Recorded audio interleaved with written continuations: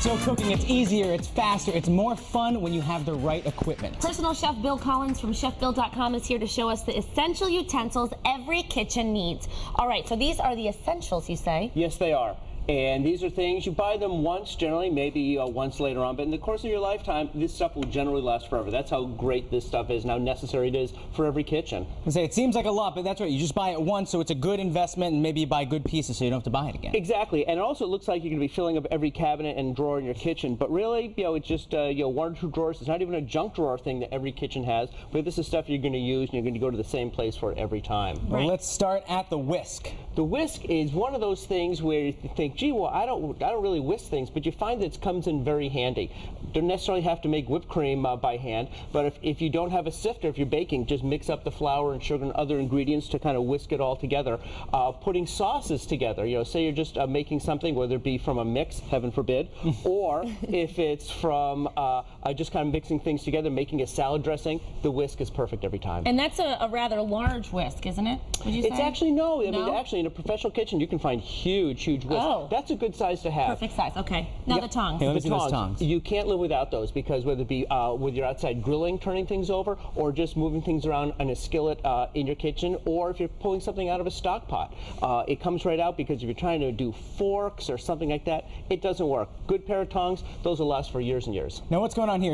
Are these fancy butter knives? Well, yes and no. They can be fancy butter knives. You have some friends over, you have a little dip, a little spread or something out. Instead of saying, I just have a butter knife from your silverware drawer, a couple of those, $1 each. It's a nice little change of scenery. I always have a couple of those around. Yeah. And the pop of color is nice too. That's the thing. Yep. Color. Now this is for measuring. You have the measuring cups, spoons, and the. Yep, and this is generally considered for liquid, and this is generally considered for dry.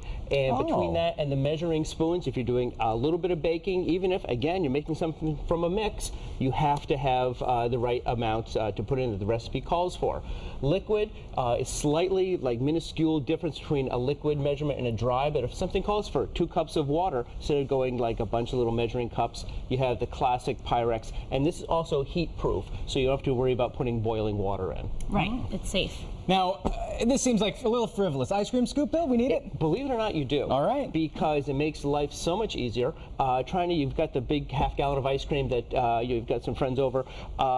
Usually go in at it with a spoon, and you have these little My things. spoon always bends. I was just going to get to that. That's a funny thing. It seems like really an ice cream scoop. And also, this is the classic ice cream scoop. There's antifreeze in here, and it just makes the scooping so much easier. And now that means you can't put it in the dishwasher, though, right? Correct. I'm glad you said that. Absolutely, because you will kill that. You can still scoop with it, but it's not as effective. Except my parents are watching now. I put theirs in the dishwasher. It's ruined. I haven't told them until just now, so I'm sorry. And you can look forward to one for Christmas.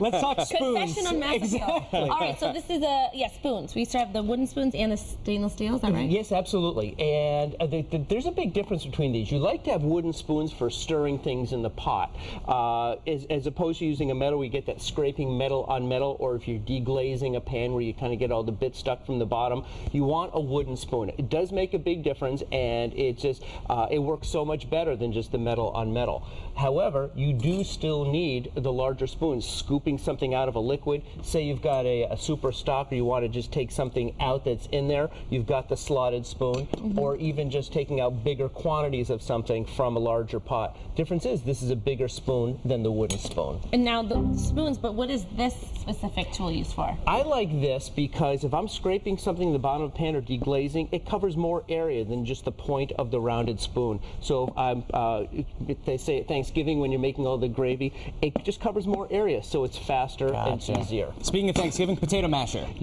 I love the potato masher. You can use a fork or a spoon to mash them, but this works perfectly. Some people like to use an electric mixer to make them perfectly smooth.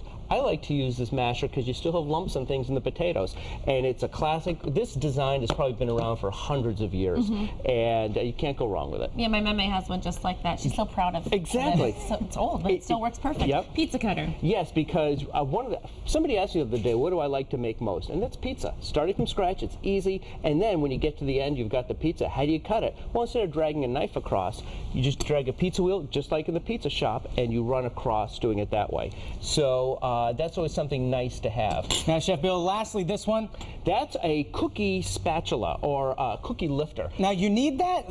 You know, yes, you do. I think, right. because whether you're making, again, cookies from a mix, or I prefer cookies from scratch, if you use a full-size spatula, because the cookies are so small, you end up going to a cookie next to it. This is exactly the size of most cookies. You scoop it up and you put it onto the cooling rack. So, believe it or not, it's a $1.99 item, and when you don't have it, you say, I wish I had a smaller spatula for lifting out the cookies. So, it's one of those things. Actually, somebody gave me that as a gift. I thought, really?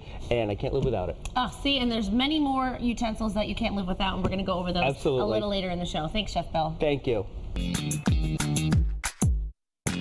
We are back with personal chef Bill Collins from chefbill.com. And you're going to show us even more utensils that are essential for every single kitchen. So we're going to pick up at the thermometer, which I have to say I don't own. I kind of just eyeball it. Well, sure. Now, this is called an instant read thermometer because you put it into whether it be a chicken or whatever you're baking or roasting, and the temperature comes up instantly.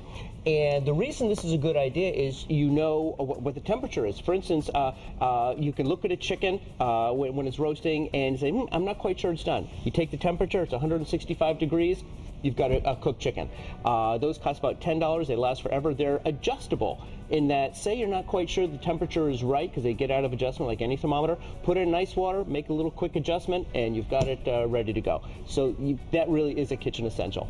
Now, there's 2 wine bottle openers here. Yes. Seems a little redundant to me. It is. Now, it's funny. A lot of people prefer this because it looks easier. The classic, well, with the wings, the corkscrew.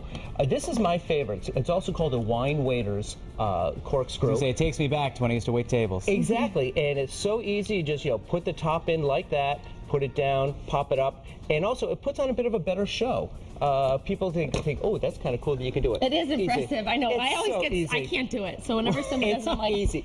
We'll have to do a lesson. We'll teach you. We'll crack open some right. wine. And the other thing, too, these both open beer bottles or soda bottles, too, up top. They sure do. Yeah, so they do everything. And actually, these also have a little blade on there, which, to cut the foil around the top of a bottle of wine. Oh. So it takes care of the whole thing. It does it all. It does it all. I see that you have a handheld can opener and not an electric one. Yes, because in a power failure, you can always open up a can of tuna. Yes.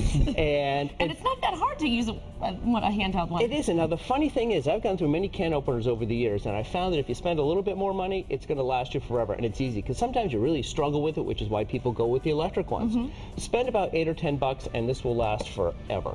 So that's what I've learned for can openers. And what's going on with that yellow contraption right there? Well, a client showed me one of those once, and I thought, well, that's kind of an unnecessary item, because I was being very judgmental. And this is actually when you put in a lemon or lime when you want to squeeze the juice out. Well, why not just either squeeze it with your hand or use one of those little reamers? And here's why this is so good. And I didn't bring along a lemon or a lime, but it's counterintuitive. You put it, you cut it in half, and you don't put it round side down. Round side is up, flat side down, and you squeeze it in that way. And the great thing about this is you get so much more juice out of it than you would by any other method. It's a $10 item. It'll last you for years and years. And because I also do a lot of zesting in my cooking, that means I've got a lot of lemons and limes left over. Make a lot of lemonade and limeade, and that's just so fast and Very easy. good. And it's fun to use. I got one. After you had Do you one to show- really? Yeah, I got one. I want to come over and zest it's so and fun. squeeze. Oh, no, not zest. I do this. Well, You can speaking of squeeze it juicy, zesting, yeah. we got this area. This is for zesting over here. Yes, and well, before we get to that, I really actually do want to highlight the scissors. And you say, well, what do you want kitchen scissors for? Why are they so special? Most people use them for use their household project scissors, and you can't clean those. These are called break apart or breakaway scissors, and that way you can clean them, because you get all kinds of gunky stuff in there, bacteria builds up, and who knows what school projects were in there if you use household scissors. That's why you want to go with breakaway scissors. Love it. Wow. But the zesters and things like that, these are indispensable because, again, whether it be you're zesting a lemon or lime, grating nutmeg, Parmesan cheese. These are 2 different sizes of microplanes, and Microplane is the brand name, and they are actually the best. Hello, Microplane people.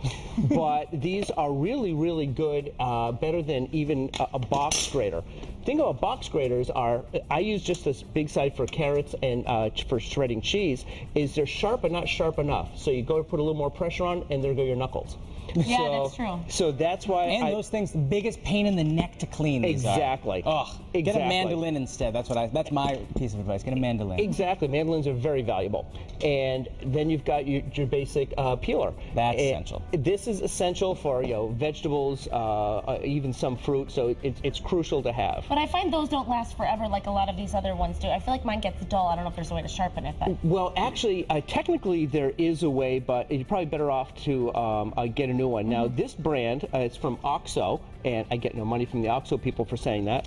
It is really the best that I've found, and it stays sharp for years and years. Oh. I have used cheaper ones over the years, and you're right, they don't last. This one, it lasts, so it's just very good to have. take it from a chef. That's you true. always know. Practice, I trust practice. you. Now, spatulas. We have some spatulas there. Spatulas. Now, this is a standard spatula. Now, what you want to get is one that's, and the label says it's for high temperature, so you can go right into the saucepan and move things around, whether you're doing some quick scrambled eggs or whatever you're doing. Without eating rubber on top. Exactly. No one You likes don't that. want to melt your utensils No. into your food. That's not a good idea. This is a brand I came across a few years ago. My sister sent it to me, and I thought, well, okay, this is another spatula.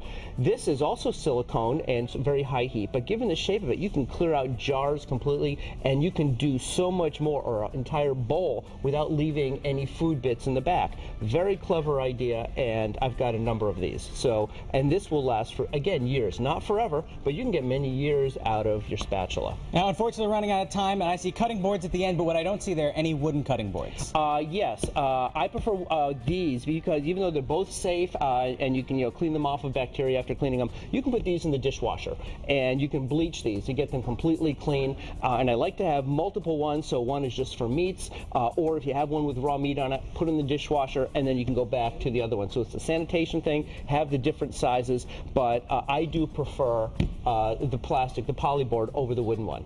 Chef Bill, a lot of utensils. Thank you so much for stopping by today. These are great. Thank you very much. And for a complete list of utensils, you can visit our website, mymassappeal.com, later on today.